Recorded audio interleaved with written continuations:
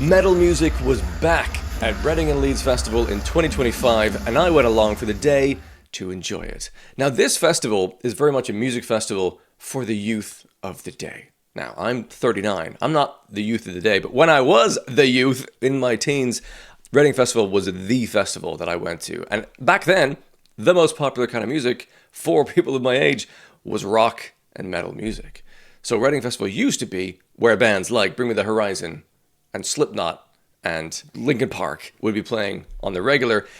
Today, mostly pop, R&B, dance, hip-hop artists, some rock bands. There are always some rock bands, and now and then there'll be a metal band. But in 2025, the headline act of one of the days was Bring Me the Horizon, and before them was Limp Bizkit, and earlier on in the day was BILMURI. So of course, I was there. Now, again, I mentioned my age earlier. It was a very unusual experience to be at a music festival where I'm seeing the bands I want to see, and 99%, I think, of the crowd was in their teens. I felt as old as Fred Durst looked, but metal music is becoming more popular, and I think that is marked by the fact that fucking Bring Me the Horizon headlined. So anyway, here's the experience that I had at Reading Festival, watching the bands that I did. And by the way, it is 6:30 in the morning at the time of this review. I'm about to get on a plane to go on holiday for a few days, and I got home at almost 1 in the morning. So if I garble my words, that's going to be why. Anyway, the first band I was able to check out after getting there a couple hours into the day was Ecca Vandal. They're playing on the Festival Republic stage, and I've enjoyed what I've heard of them thus far. They're a cool sort of indie punkish vibe from Australia, and I was curious to see what they'd be like live. And the first song they played didn't sound like indie or punk or anything like what I thought they were.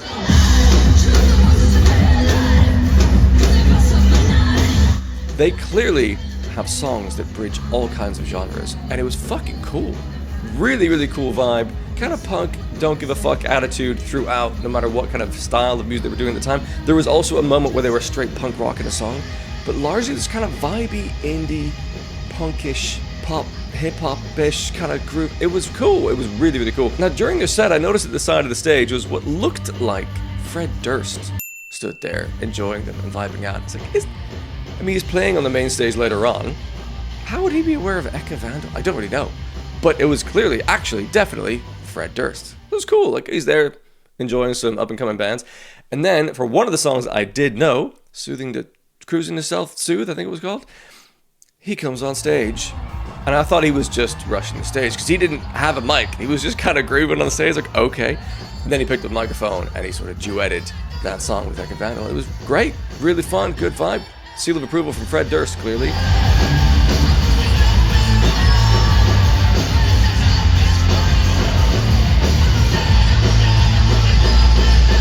They were fantastic. I really, really enjoyed them. They felt like what the youth of the day could consider to be punk, right? A modern era of punk isn't just punk rock, classical punk rock music, but it's genre blending and the same attitude, but you can deliver it however the fuck you want. And it was excellent. I really, really enjoyed that. Fantastic set from Ecca Vandal. After them on the same stage was the band I was most excited to see. I was lucky enough to get to the front of the barrier for them, so I had an excellent view of the entire show and spectacle and vibe. And that's something I very rarely do, actually. I'm very rarely these days like a barrier goer, because usually it's just packed out. But I managed to get there a little bit earlier to get to that spot and enjoy the BILMURI.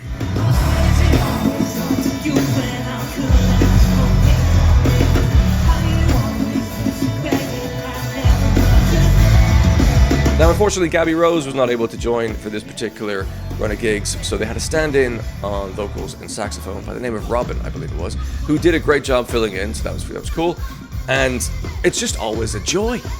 They bust out on stage, grinning ear to ear, and absolutely crushing every part of the performance, but making it feel completely in the moment and present and visceral and human and connective and fun, jolly, but they also absolutely ripped. There's a moment in one of the songs where normally they don't have double kicks in them, but Xavier threw in some double kicks to really amp it up at the last chorus. It was absolutely amazing. They played their most recent single, More Than Hate, and I think it was my favorite song of the whole set. It absolutely fucking ripped live.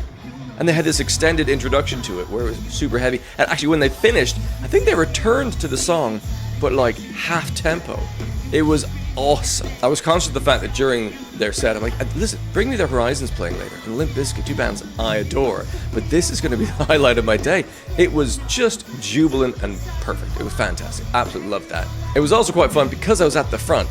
I did get noticed by Reese on guitar, who was like, oh fuck, which was fun. And then Johnny spotted me as well at one point, pointed me, and then got a really serious face on as he did this slow thrust in my direction. I was like, fucking hell, what legends. And they also had a surprise singer join them during their set. The singer from South Arcade, who toured with Bill Murray in the UK earlier on this year, joined them for Better Hell, which was fun to see again. Now, quick mention that Unpeople were also playing at Reading Festival, but unfortunately, they clashed exactly with Bill Murray, and I had to make a choice.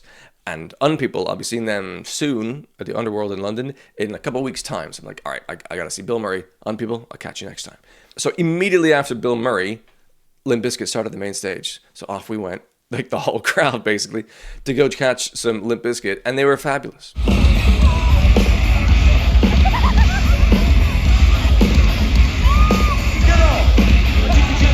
But they always are. They're a textbook, brilliant booking for a festival because they got so many hits and they will just rip through those, essentially. Performed well, casually as well. They're so chill, and yet some of their songs are the opposite of chill and quite angry and energetic and metal and fun, and they did a wonderful job. So cool to see Wes Borland in this Mexican skull sort of with a mohawk get up. His outfits are always really interesting to see. Everyone performed perfectly. Fred Durst was cool, as he always is. I dig his vibe. And as ever, it was a joy to see Limp Bizkit live. They are fantastic. Now, I've already seen Bring Me the Horizon headline a massive music festival in the UK in Download Festival back in 2023. And that was kind of part of the same era that they're touring on, the sort of next gen. The visualizations were similar. Some of the pyrotechnics were going to be the same, it turned out. So I wasn't going in looking to be surprised by it, but just to enjoy the set for what it was. And it was great.